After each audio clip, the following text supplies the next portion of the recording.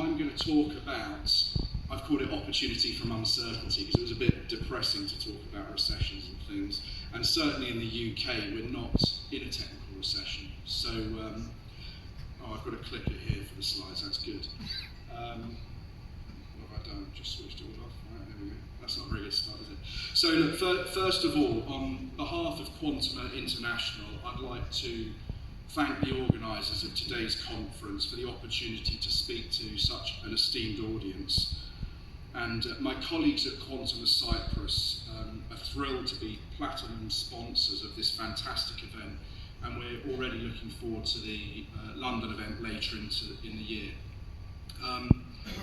There's a full description of Quantum and Britain-Cyprus and Quantum International in your gift packs, but I'll just quickly try to explain who we are and what it is we do. So, Quantum is a specialist international business advisory firm, and we assist corporate entities and individuals navigate transactional events and financial risk, which is sort of, doesn't really mean a lot to you probably until I explain the detail of our services, which I'll come on to do in a moment. So we operate from London headquarters. We've got 17 offices in the UK, and we've got offices in the BVI, Cayman, Poland, Cyprus, obviously Dubai, Mauritius and Singapore, and we've also got a joint venture with a firm in Australia, which is very similar to our own firm.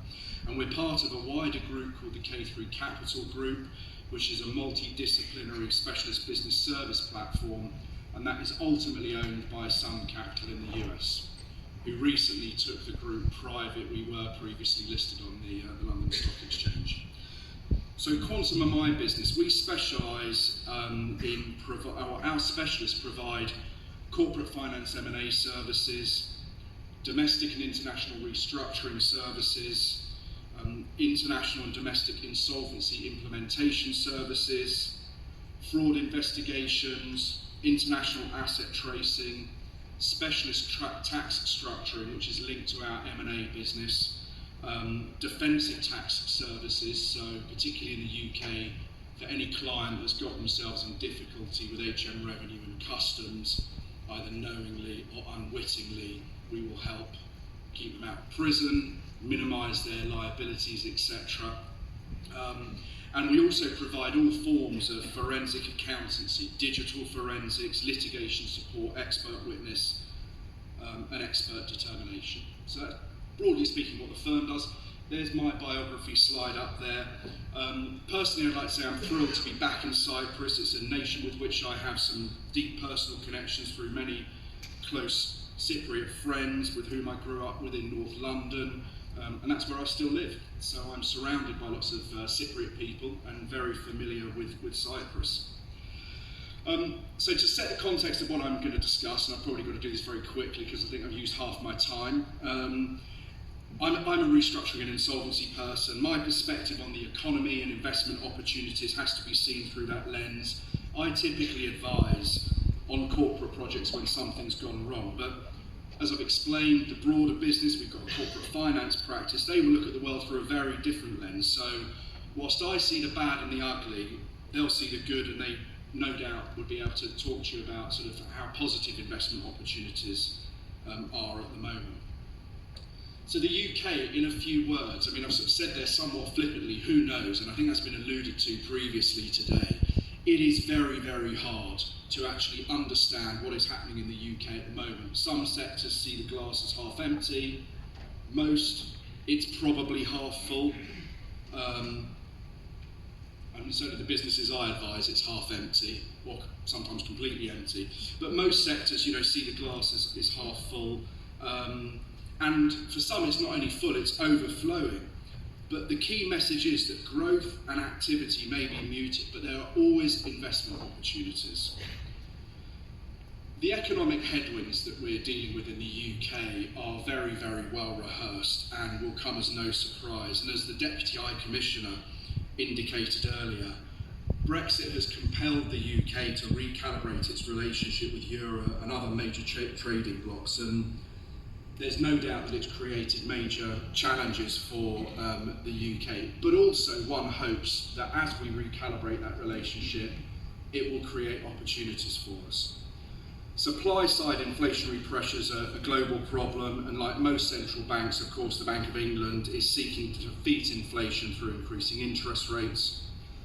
And then when we look at geopolitical events, the UK's response to geopolitical events, such as the war in Ukraine, has directly impacted its relationship with certain nations, both positively and negatively. So on the one hand, of course, we stand united with certain nations, but that's not to say that everybody agrees with our foreign policy, and those sorts of things do have an impact on how we're seen in the world in terms of trading.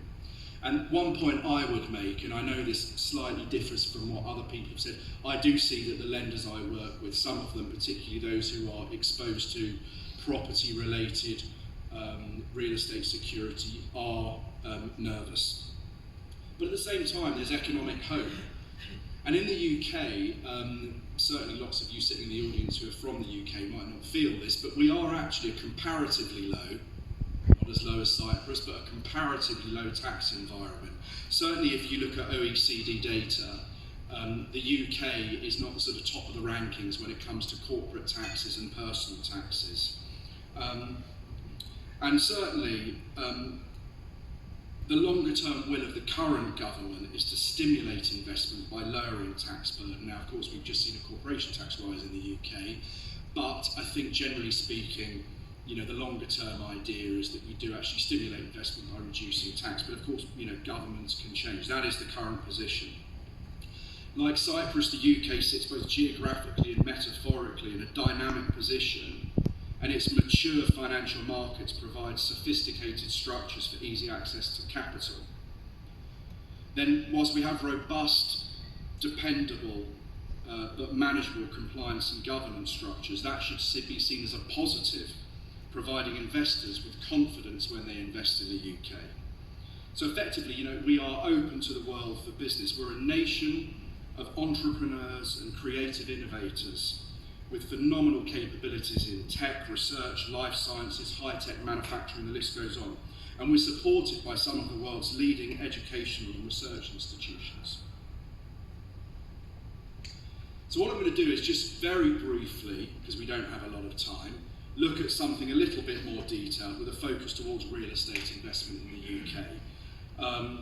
The Bank of England has made it very, very clear that controlling inflation is a key priority, and we don't need to read between the lines. They've made it very clear to us that rates will not fall. Base rate in the UK will not fall as quickly as we would all like it to fall. It is not going to plummet in 4 months' time, in 3 months' time, or in 2 months' time. And actually, if you look at some of the long-term money, the 3, 5, 10-year swap rates, they're still a bit volatile, and yes, they've gone down a bit, but they go up a bit as well.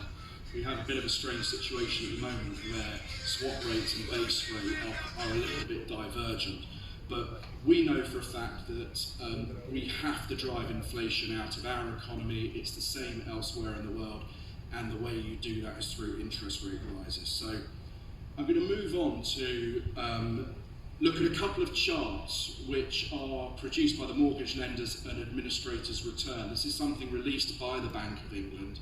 As you can see, that's the source there. It looks at 340 regulated mortgage lenders and administrators.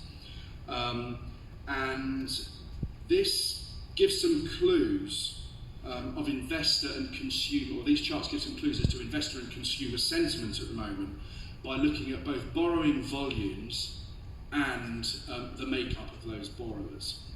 I've only got 2 charts, not a lot for you to take in necessarily, but the first one here, this is gross advances and new commitments. And obviously, so it says it's not seasonally adjusted, and one of the things we have to be mindful here is obviously it takes into account the impact of the periods where we were, you know, coming out of lockdowns or dealing with lockdowns. But one interesting point particularly to note is that over the last 2 quarters of 2022, gross advances not only dropped, so the total amount of mortgage lending in the UK dropped, but the level of new commitments also has begun to drop quite sharply. Okay. So the follow-on consequence is potentially an expectation, and I say potentially because who can ever predict anything, but potentially an expectation within the real estate markets of some downward price pressure And that, of course, is your opportunity. It delivers buy-side opportunities for cash-rich investors. And I think that has been alluded to before. I think the question was asked, are people able to plug the valuation gap where there isn't borrowing, lending available, whether it's from the bridges, from the traditional lenders? Can you plug that gap with equity funding? If you can, expect there to be great opportunities for real estate investment in the UK. And I know for a fact, because I have lots of Cypriot friends who are real estate investors in that market, and often there is a big equity component to their investment, there is going to be lots of activity there. The next chart I've got here, gross advances by purpose of loan, which is quite interesting there, because let's look at the buy-to-let market, first-time buyers, remortgaging, home movers. So as lending volumes have dropped in the UK recently, it's interesting to note that the buy-to-let borrowing volume has remained comparatively consistent. This is obviously where a lot of the investor market is in the UK, a very, very robust buy-to-let market. And even though the tax structures and regimes for buy-to-let investors in the UK are far less favourable now than they were, nonetheless, people like to deploy their money into real estate assets, including residential real estate assets. So the buy-to-let borrowing markets remained comparatively consistent, and it's really a fall-off in home movers that is beginning to drive that downward pressure, also that downward trend in borrowing volumes. So what we're seeing here is that, and you can see the sort of two lines, the red line and the yellow line, are actually counter to one another. So people aren't necessarily moving home across the UK at the moment. What they're doing is refinancing their existing lending. We've had lots of people on these incredibly, somebody used the term free money earlier on today, and it almost seemed like that, didn't it, when we were all tracker mortgages, and you were a few pips above base rates, and it felt like your mortgage rate was so low. Now, of course, when things get tight and interest rates start going up, nobody wants to be on a tracker mortgage, people start fixing their mortgages. So we're beginning to see that remortgage market, and this is people fixing onto much more expensive fixed rate mortgages. That, I think, as well, is actually going to drive some people out of their existing homes, because a lot of people in the UK, and believe me, I say this as a restructuring professional, I see how people live, pretty hand to mouth. What they earn, they spend every month. Well, if your mortgage goes up by a few £100s a month, and you can't find that few £100s a month, you might actually find you either have to voluntarily sell your property and downsize, so there could be some downward price pressure because there could be additional stock on the market, or lenders will eventually begin to enforce. Lenders take security for a reason. Whilst they don't like doing it, they will begin to enforce. And I work with a lot of lenders on property enforcement stuff, and I am beginning to see lenders, as I said, are getting twitchy. I'm working on live enforcement projects at the moment, commercial stuff, quite significant, large stuff. And some of those lenders, particularly those that we would describe as the challenger banks, who went guns blazing into property lending, maybe their underwriting processes were less robust than they might have been because they were looking for market share. Now they're actually beginning to sort of really worry about what they've got in their portfolio. So, as I said, property owners have been comfortable with variable rates, pegged to base rates are putting under pressure, they're remortgaging. There's pressure on owners who increasingly can't afford their borrowing, and that could increase volumes of stock on the market. So, in short, and I know I've got to come to an end, I think I nearly got a glare there.